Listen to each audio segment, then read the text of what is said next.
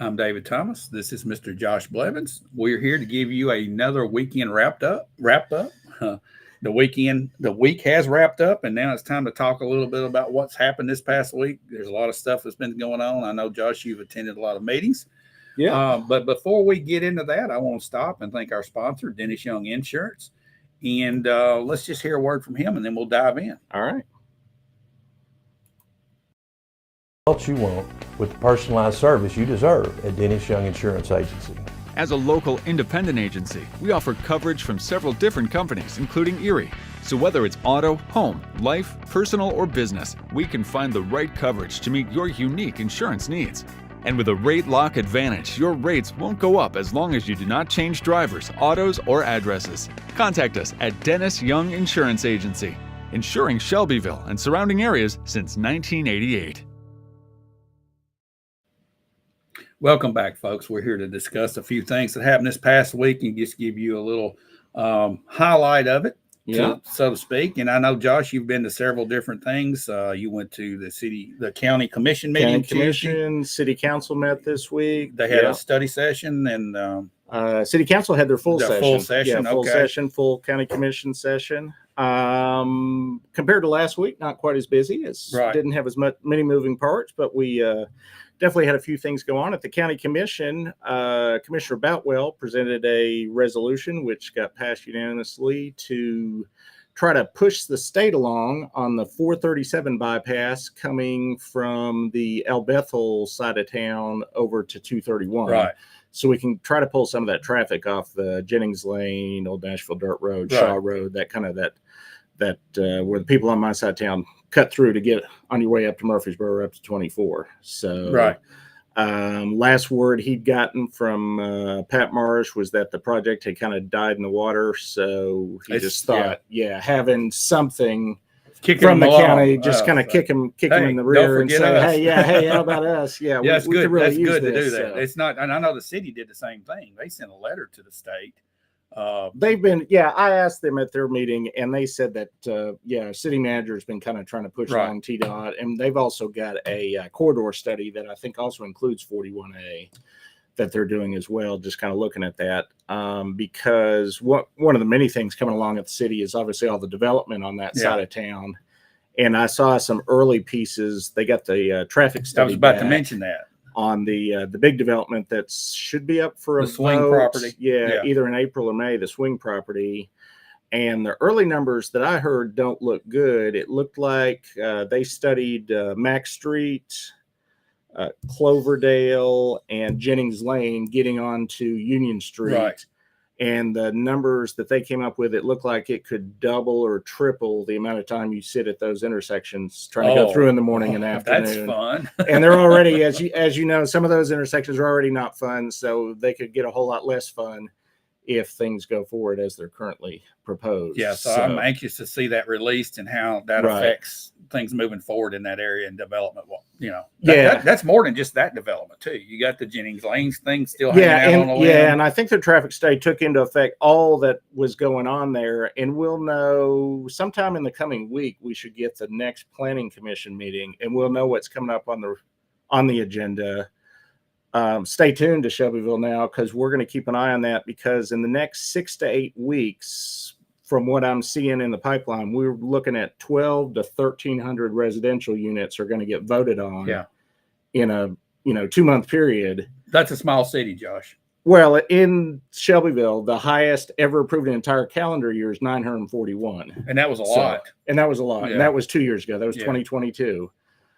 So this is a lot going on, so we need to keep an eye on it and hold your city council person honest, and keep in contact with them, let them know how you feel, because it's a lot going on, and if a lot happening. If somebody doesn't keep an eye on it, it's just all going to slide right through. Yeah, we see what sliding through will get you. I can drive by some spots right now that kind of slid through. Right. And I'm like, well, really? That really got approved? Yeah. And I'm amazed. Yeah. Actually, I had a meeting Wednesday or Thursday, I can't remember what day it was, with our fire chief and planning department.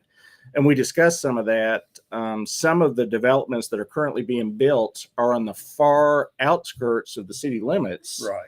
And those are the developments that have the tightest density.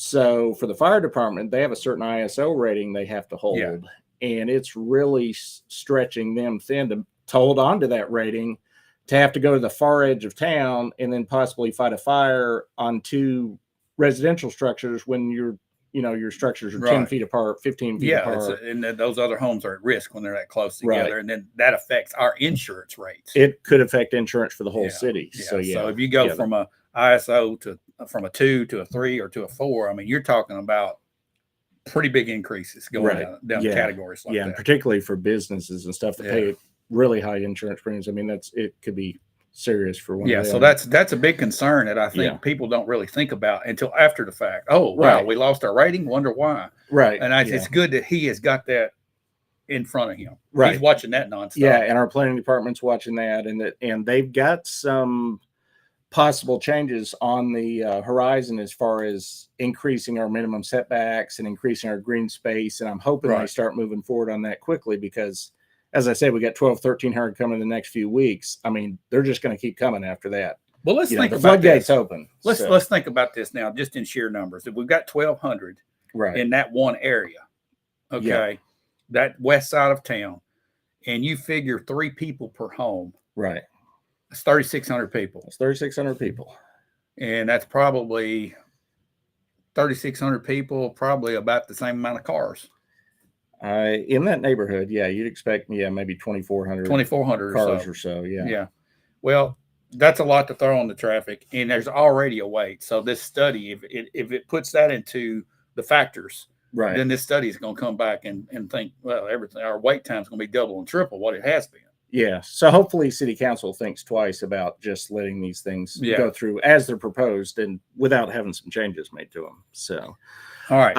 What else we got? So Tuesday we had at the county commission meeting, we also had they approved 3 different budget amendments, an education one that had been delayed, a second education one that had come along during the delay, and then the general fund budget. And as you and I were talking off camera before, there were a couple things on the general one that you kind of questioned when I showed them to you. One, not so controversial, air conditioning system at the Justice Center. Is this an expansion, or do you even know what this is? Because the Justice Center is new. Yeah, I don't know. They didn't really clarify if it's just, something that's broken down, needs repair, if something was undersized or warranties, maybe. Warranty. I don't know. Maybe they didn't put enough in. Maybe there's office difference. They're having to add. $138,000 is a lot of money to spend for an air conditioning system, but that's a huge building too. It's a big building. So they didn't clarify what. But the one that kind of stoked your interest is we also the rest of that budget amendment, part of it included a lighting system for the exterior of our courthouse, and actually it includes the courthouse annex. So we're going to light them up for holidays in different colors. Okay. I got questions. Yeah. Did anybody discuss this? Not at this meeting. I seem to recall some discussion of this lighting system at some earlier meetings. I honestly don't remember. All right. So this is going to be like what the White House does. They light up for a different holiday, like on 4th of July, be red, white, and blue. Be red, white, and blue. It's going to be red, white, and blue. It's going to. How much does this cost, Josh? I didn't see the final bids, but they had estimated somewhere north of a couple $100,000. I think. So $200,000. We're spending taxpayers' money to light up the courthouse in colors. Yeah. Now we watched the video before to clarify that the money is coming from a particular fund, which is $25 comes off every traffic ticket. That's taxpayer money, though. It is taxpayer. A traffic ticket is tax. Speeding taxpayers. It's taxpayers that drove called too fast. Stupid tax is what it is, or negligence tax, whatever it is. It's a fine that the county is getting, and the county gets money, and it belongs to the people of the county. Right. And it's earmarked for renovations to either the jail or renovations earmarked. Yes. Okay. So that goes back to the earmarking, but now we're getting a $200,000 and whatever lighting system to light up our courthouse like it's the White House and the annex. Yes, I think the annex is included as well. Yes. I got a question. Where are our conservatives? They like bright lights. Where are conservatives? We voted 75% conservative in the last election, presidential election. This is not conservative. I'm sorry, Josh. I'm sorry. I think it might be pretty, but have we got more pressing matters that we could spend the money on, like roads? We're going to talk about. We'll get to roads. Now, they couldn't spend this money on roads because they earmarked. They could do whatever they want to do. They could unearmark it. Josh.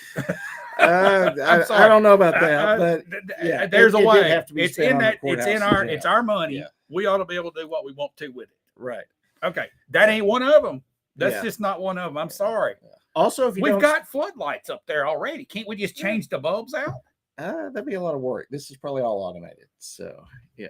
Okay. Yeah. Right, on the flip side, if you don't want to contribute to the lighting system, don't speed. Don't speed. If I'm you not. go the speed I will limit, drive you won't get a extra ticket. slow to make sure. But I mean, air conditioned systems, I get, but to light up the courthouse like it's the White House, it's gonna look pretty. You'll love it. I'm not loving it. Okay. Yeah. Later on in the same meeting, they were discussing revenue from car tags and whatnot. And something I hadn't heard until it was mentioned at the meeting was, if you've got you a Tesla or one of them electric Mustangs or a hybrid. Well, let's start with the Tesla. If you're driving an electric car, when you go to renew your tags this year, you're going to pay $200 extra. And if you're driving a hybrid, you're going to pay $100 extra.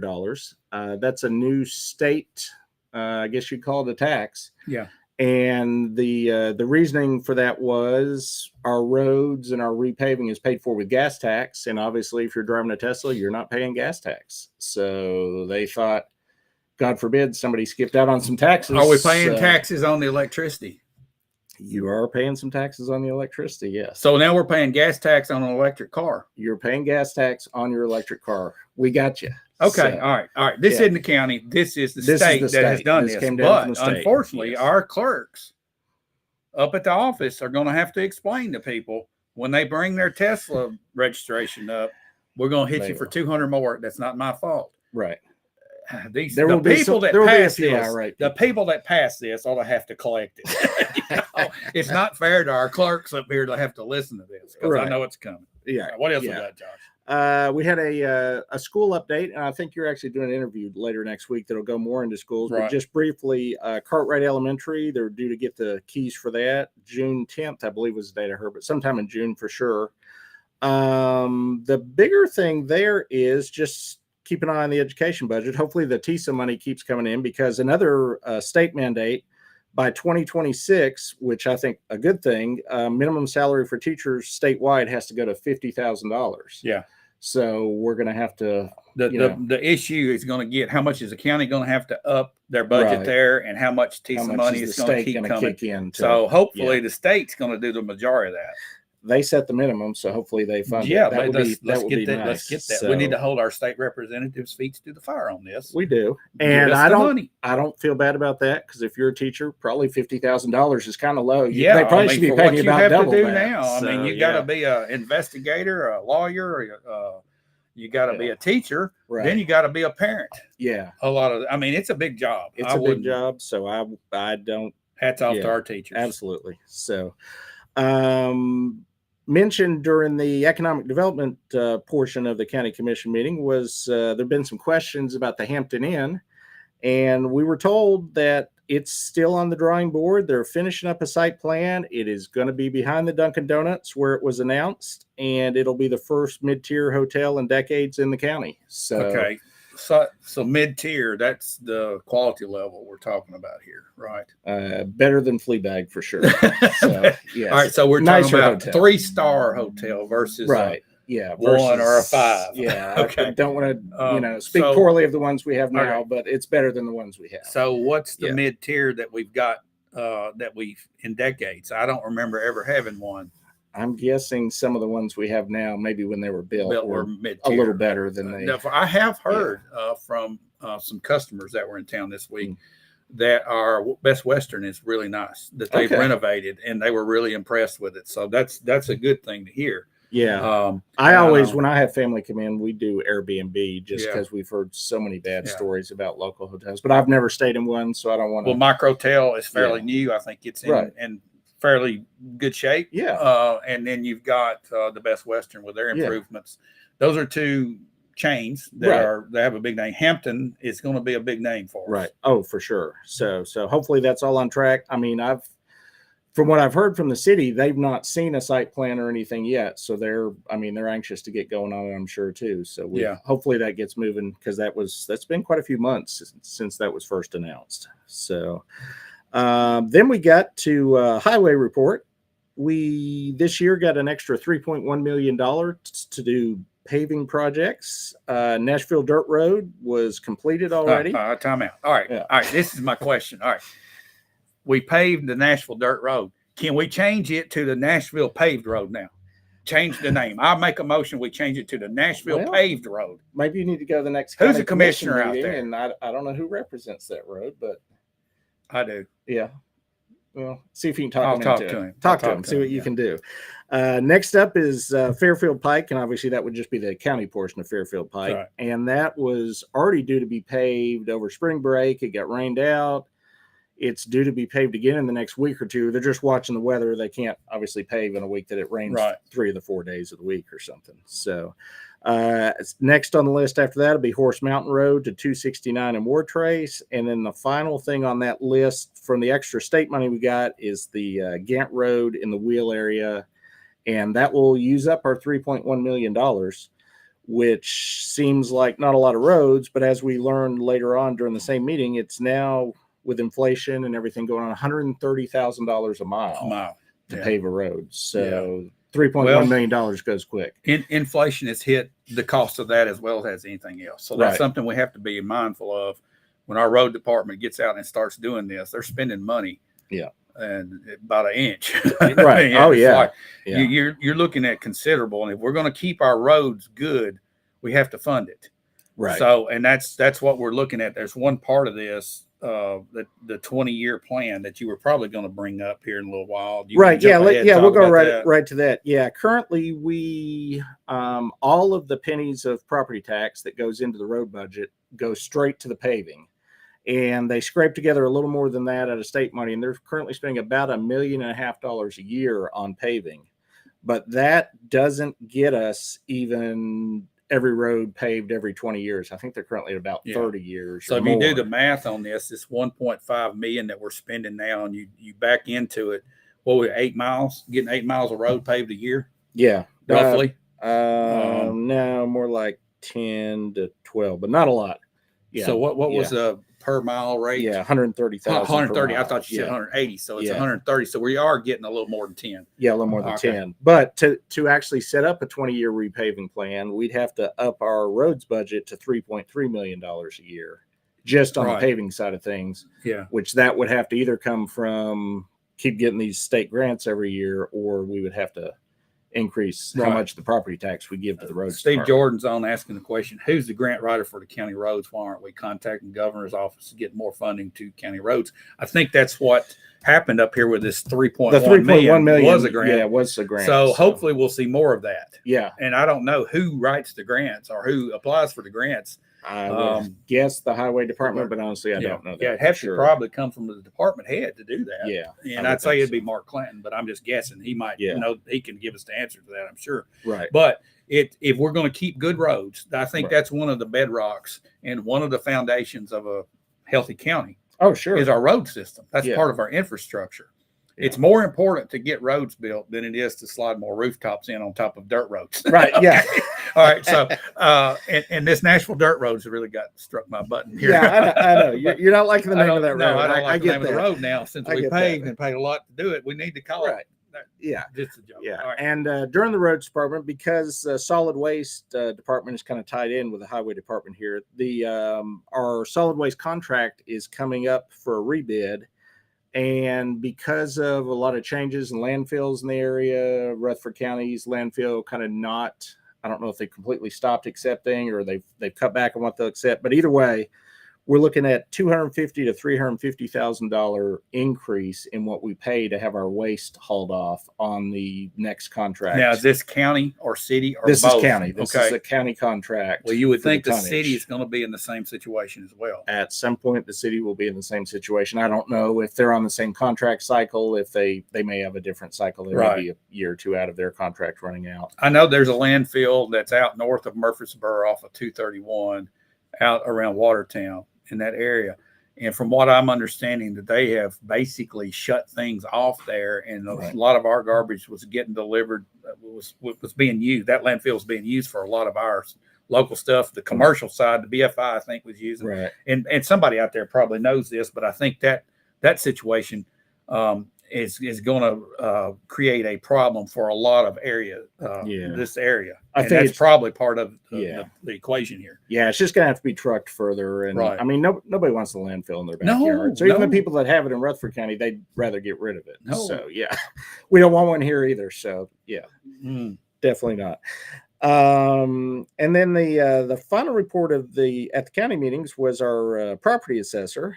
And they got into a discussion of, which they did last month as well, about the ratio, which that is we have our homes and our businesses and your actual property tax, which is where most people consider all our property tax revenue comes from.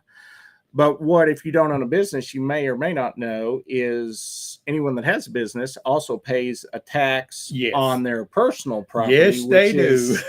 David, as a business owner, knows about this, and myself, although mine's a lot smaller. I don't like the idea of paying tax on a stapler that I bought in 1988. Right. I just can't understand that. But we do. Yeah. We pay anything you own in your business that's used in the business, from the tables to the chairs to your inventory to whatever it is, the tax rate gets applied to it, the property tax rate. But there's what's called the ratio, because the reason for that is the houses were appraised in a certain year, whenever the last appraisal was, maybe 2020. And as time goes on, those houses go up in value. So they figure the ratio between what it would sell for now versus what it's still appraised for, and apply that percentage to the value of your business property, trying to even out so that you're paying roughly an equivalent amount to what personal, homeowners and property owners are paying. Yeah.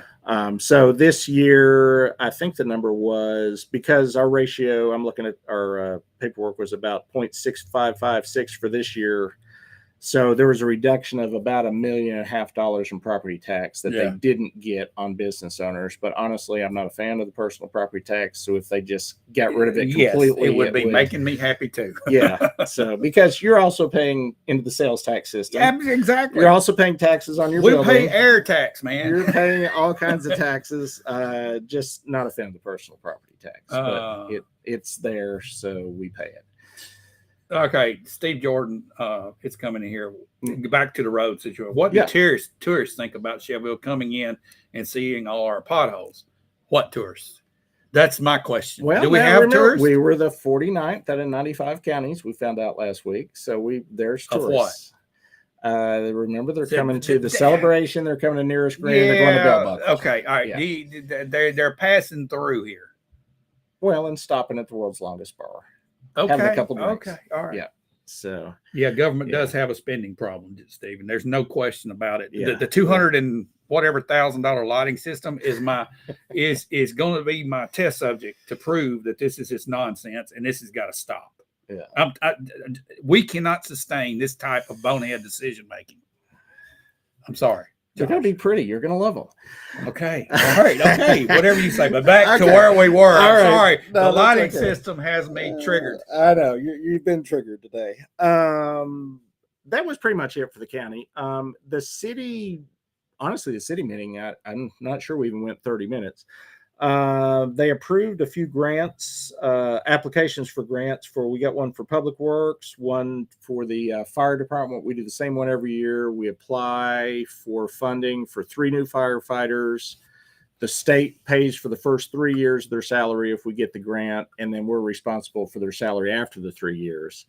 And then we also applied for I believe one for our police department as well. On the city side of things, probably the biggest news is North Britain project, which has been going on forever, is finally wrapping up. The contractor finished out their part of the contract. It's up to Public Works to tighten it up, pave it over, and get it ready. And all that should be finished and reopened within the next month to 6 weeks, I think. So, all right. Stephen Jordan, what tourism? Okay, the question mark. This is a good one. Have y'all seen all the traffic in Shelbyville? Oh, yeah, I've been right in the middle of it. And our road systems are for population back in the 70s. Yeah, and that's probably where we're going to be stuck. But the tourism, that's not tourism on North Main Street. I can't label what it is, but it's just chaos is the best way to look at it. North Main Street is just, it's just the number of people that live here. Yeah, now. exactly. So, it's which keeps growing. So, it's not tourist though. Yeah. All right. Josh, we've got some other stuff coming up this next week, probably that we'll have to talk about next weekend, maybe. Yeah. I don't know what all we got coming up. Before you get into that, let's take a quick break. Let's hear from our sponsor. Yeah, let's hear from our sponsor, Dennis Young Insurance. We'll be right back to wind things up. All right. What you want with the personalized service you deserve at Dennis Young Insurance Agency. As a local independent agency, we offer coverage from several different companies, including Erie. So whether it's auto, home, life, personal, or business, we can find the right coverage to meet your unique insurance needs. And with a rate lock advantage, your rates won't go up as long as you do not change drivers, autos, or addresses. Contact us at Dennis Young Insurance Agency, insuring Shelbyville and surrounding areas since 1988. All right, guys, welcome back in here. And we were talking about what all's coming up this coming week. Hopefully some drier weather, but it looks like we're going to get more rain at some point down the road. It's springtime. It rains a lot. Yeah, every other day we're looking at that. Yeah. So all these ball teams that we were talking earlier on the sports show are having to make up games, and that will continue. But on the political side and our administrative side, do you see anything happening this coming week that's pertinent? Nothing crazy. We got our monthly county committee meetings on Tuesday night, and I haven't even looked over all those agendas. Can you get this courthouse lighting system back on the agenda? I think it's a done deal. It's too late, David. Oh man. You're going to go out there and you're going to want to take pictures of it when it's up there. It's going to be that good. You may live stream a show from there just so you can see the lights. So. Yeah, we'll video that. Yeah. So on the city side, no public meetings this week, but sometime during the week they should publish the agenda for that April planning meeting, and we'll be looking at that real close to see which developments actually make it to that agenda, so we can decide. What we're going to cover there. And okay. Is there any other developments on the Jennings Lanes thing? It's kicked out into May, I know. That'll be on the May city agenda. Jennings Lane will be. We've got 2 other developments that are either going to be coming up in April or May. One's public, one's not, so we won't really discuss which is which, but they're both should be out there by May for sure, and we'll definitely have plenty to say about both of them when the time comes. So. Well, Josh, thanks for all your hard work on keeping up with all this. And guys, I know you appreciate kind of getting this wrap up, and we'll keep doing it as long as we have stuff to talk about. And when something comes up, we'll be here to cover it. And be watching our website and Facebook, X, and YouTube. We'll be doing an interview this coming week on education. Our superintendent of schools will be here. We also hopefully we'll get to do a tour of the Cartwright School once the keys are turned over. Hopefully we'll get there, get our cameras in, and give a tour of that so everybody can see it before school starts. So, guys, thanks for watching this morning, and be sure to visit our website at www.shelbyvillenow.com and be on the lookout for all of our posts on Facebook, and we do a little bit on Twitter, X as well.